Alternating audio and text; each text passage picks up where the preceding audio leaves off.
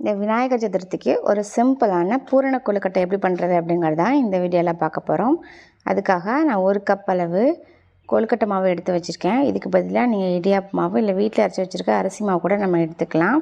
இப்போ இந்த மாவை ஒரு பேனில் சேர்த்துட்டு லைட்டாக வறுத்துக்க போகிறோம். அதுக்காக ஒரு பேன் எடுத்துக்கோங்க. பேன் வந்து நல்லா சூடு பண்ணிவிட்டு அடுப்பை கம்ப்ளீட்டாக லோ ஃப்ளேம் வச்சுட்டு நம்ம எடுத்து வச்சுருந்த மாவை அதில் சேர்த்துட்டு நிறம் மாறாமல் ஒரு 2 நிமிஷம் போல் நல்லா வறுத்துக்கலாம். ஹை ஃப்ளேமில் வச்சு வறுத்துறாதீங்க, இது மாவு வந்து தீஞ்சிரும். லோ ஃப்ளேமில் வச்சுட்டு ஒரு 2 நிமிஷம் மட்டும் இதை வறுத்துக்கிட்டால் போதும். இந்த மாதிரி வறுத்து நம்ம கொழுக்கட்டை பண்ணும்போது ரொம்ப நேரம் ஆனாலும் இந்த கொழுக்கட்டை வந்து ரொம்ப சாஃப்டாக இருக்குங்க. அவ்வளோதான், ஒரு 2 நிமிஷம் சூப்பராகவே மாவு வறுபட்டுருச்சு. இப்போ இது ஒரு பிளேட்டுக்கு நம்ம மாற்றி வச்சுக்கலாம். 1 கப் அளவு மாவுக்கு 1.5 கப் அளவு தண்ணி வந்து கரெக்டாக இருக்கும். இதை பேனில் சேர்த்துக்கிட்டு நல்லா கொதிக்க வச்சதுக்கப்புறம் நம்ம மாவு சேர்த்துக்கலாம். இதில் கொஞ்சம் போல் உப்பு சேர்த்துக்கலாம். ஒரு 1 ஸ்பூன் அளவு தேங்காய் எண்ணெய் சேர்த்துக்கலாம். உங்களுக்கு விருப்பமாக இருந்தால் தேங்காய் எண்ணெய்க்கு பதிலாக நெய் கூட சேர்த்துக்கலாம். தண்ணி நல்லா கொதித்து வரட்டும். அதுக்கப்புறம் நம்ம வறுத்து வச்சுருக்க மாவை சேர்த்துக்கலாம். பாருங்கள், தண்ணி வந்து நல்லா கொதிக்க ஆரம்பிச்சிருச்சு. இந்த ஸ்டேஜில் அடுப்பை வந்து லோ ஃப்ளேமில் வச்சுட்டு நம்ம வறுத்து வச்சுருந்த மாவு வந்து சேர்த்துக்கலாம்.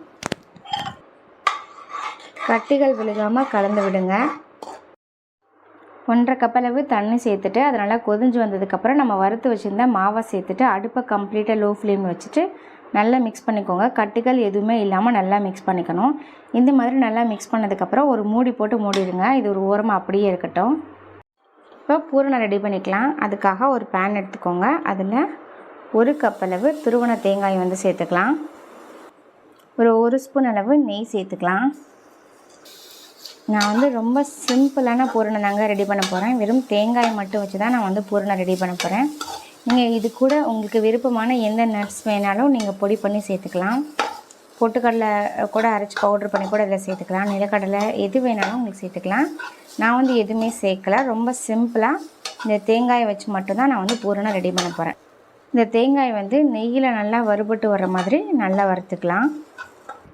பாருங்கள், தேங்காய் வந்து நல்லா வறுபட்டுருச்சு. இந்த ஸ்டேஜில் நம்ம வந்து இனிப்பு சேர்த்துக்கலாம். நான் வந்து நாட்டு சர்க்கரை சேர்த்துருக்கேன். நீங்கள் அதுக்கு பதிலாக வெல்லம் கூட நீங்கள் பாகு காய்ச்சி சேர்த்துக்கலாம். அந்த வெல்லம் வந்து கரைஞ்சால் மட்டும் போதும். கரைஞ்ச வெல்லத்தை அப்படியே அதில் ஃபில்ட்ரு பண்ணி கூட நான் சேர்த்துக்கலாம். நான் வந்து நாட்டு சர்க்கரை சேர்க்குறனால டைரெக்டாக அப்படியே சேர்த்துக்கிட்டேன். நாட்டு சர்க்கரை சேர்த்துட்டு அடுப்பை கம்ப்ளீட்டாக லோ ஃப்ளேம் வச்சு இந்த மாதிரி நல்லா கிளறி விடுங்க. 1 கப் அளவு தேங்காய்க்கு நான் வந்து 1/2 கப் அளவு நாட்டு சர்க்கரை சேர்த்துருக்கேன். உங்களுக்கு ஸ்வீட் கொஞ்சம் அதிகமாக வேணும் அப்படின்னா நீங்கள் 3/4 கப் கூட சேர்த்துக்கலாம். இந்த பூரணத்தில் ஒரு 4 ஏலக்காவை தட்டி சேர்த்துருக்கேன். ஒரு 1/2 ஸ்பூன் அளவு சுக்கு பவுடர் வந்து நான் சேர்த்துருக்கேன். சேர்த்துட்டு இது 1 நிமிஷம் போல் இந்த மாதிரி நல்லா கிளறி விட்டுக்கோங்க. இந்த பூரணம் வந்து சளிக்கு வந்து ரொம்ப நல்லதுங்க. நம்ம சாப்பிட்றோம், கொஞ்சம் ஹெல்த்தியாகவே சாப்பிடுவோமே. அவ்வளோதாங்க, சூப்பராகவே பூரணம் ரெடி ஆயிடுச்சு. இப்போ இது ஒரு ஓரமாக ஆறட்டும். கை பொறுக்கூட சூடு வந்ததுக்கப்புறம் கையில் கொஞ்சமாக தேங்காய் எண்ணெய் அப்படி இல்லாட்டி நெய் கூட அப்ளை பண்ணிவிட்டு இதை வந்து நல்லா பிசைஞ்சிக்கலாம். நல்லா சப்பாத்தி மாவு மாதிரி பிசைஞ்சு வச்சுக்கலாங்க. பாருங்கள், இந்த மாதிரி நல்லா பிசைஞ்சுக்கோங்க. இப்போ இதில் கொஞ்சம் போல் மாவு எடுத்துக்கலாம். அதுக்கு முன்னாடி கொஞ்சம் கையில் வந்து ஆயில் அப்ளை பண்ணிக்கோங்க. கொழுக்கட்டை அச்சு இருந்துச்சு அப்படின்னா நீங்கள் அச்சில் கூட ரெடி பண்ணிக்கலாம். நான் வந்து இன்றைக்கி வந்து அச்சு எதுவுமே யூஸ் பண்ணாமல் எப்படி கொழுக்கட்டை பண்ணுங்கிறத இந்த வீடியோவில் சொல்ல போகிறேன். இந்த மாதிரி சின்ன பால் மாதிரி உருண்டை பிடிச்சிக்கோங்க. உருண்டை பிடிச்சிட்டு இதை இந்த மாதிரி பண்ணிக்கோங்க. உள்ளே வந்து நம்ம பூரணத்தை உள்ளே வச்சு ஸ்டஃப் பண்ண போகிறோம். இந்த மாதிரி ரெடி பண்ணதுக்கப்புறம் நம்ம ரெடி பண்ணி வச்சுருக்க இந்த பூரணத்தை உள்ளே வச்சுக்கலாம்.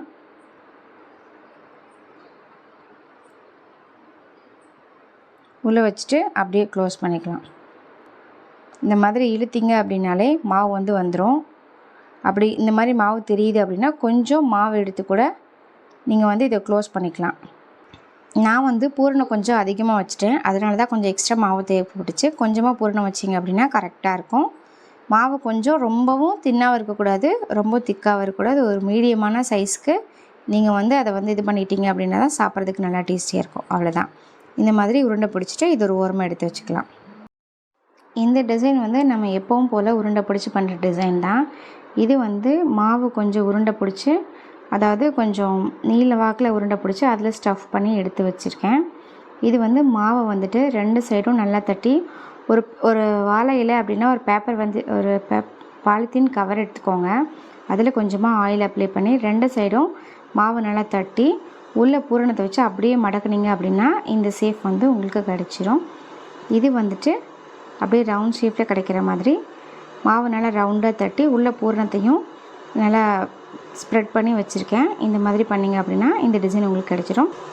சைடில் வேணும் அப்படின்னா நீங்கள் ஸ்போக் வச்சு கூட நீங்கள் வந்து டிசைன் பண்ணிக்கலாம். இந்த மாதிரி நம்ம அச்சு இல்லாமல் கூட நம்ம வந்துட்டு இந்த மாதிரி பூரண கொழுக்கட்டை ரெடி பண்ணலாம். இப்போ ரெடி பண்ண இந்த பூரணத்தை நம்ம வந்து இட்லி பாத்திரத்தில் ஒரு 5 நிமிஷம் போல் நல்லா பாயில் பண்ணிக்க போகிறோம். அடுப்பை மீடியம் ஃப்ளேம் வச்சுட்டு 5 நிமிஷம் நல்லா குக் பண்ணி எடுத்திங்க அப்படின்னா சூப்பராகவே கொழுக்கட்டை ரெடி ஆயிரும். பூரண கொழுக்கட்டை ரெடி ஆயிருங்க. இப்போ 5 நிமிஷம் நல்லா குக் ஆகட்டும். 5 மினிட்ஸ் மட்டும் பாயில் பண்ணால் போதும். ஏன்னா நம்ம வந்து ஏற்கனவே வந்து மாவு வந்து பாயில் பண்ணியிருக்கோங்க. ஸோ அதனால் 5 நிமிஷம் வேக வச்சாலே போதும். சூப்பராகவே கொழுக்கட்டை வந்து ரெடி ஆயிரும். ரொம்ப நேரம் வேக வச்சிங்க அப்படின்னா இது வந்து ஹார்ட் ஆயிடும். இப்போ இது ஒரு பிளேட்டுக்கு மாற்றிக்கலாம். இந்த கொழுக்கட்டையை நான் உங்களுக்கு உடச்சி காமிக்க போகிறேன். இந்த கொழுக்கட்டை மேலே இருக்க பார்த்தீங்களா இந்த தேங்காய் பூ, இது வந்து நம்ம மாவெல்லாம் ரெடி பண்ணதுக்கப்புறம் அதை நான் வறுத்து வச்ச தேங்காயில் கொஞ்சமாக எடுத்து லைட்டாக அது மேலே ஸ்ப்ரெட் பண்ணி வச்சுக்கிட்டேன். இப்போ பாருங்கள் உங்களுக்கு உடச்சி காமிக்கிறேன்.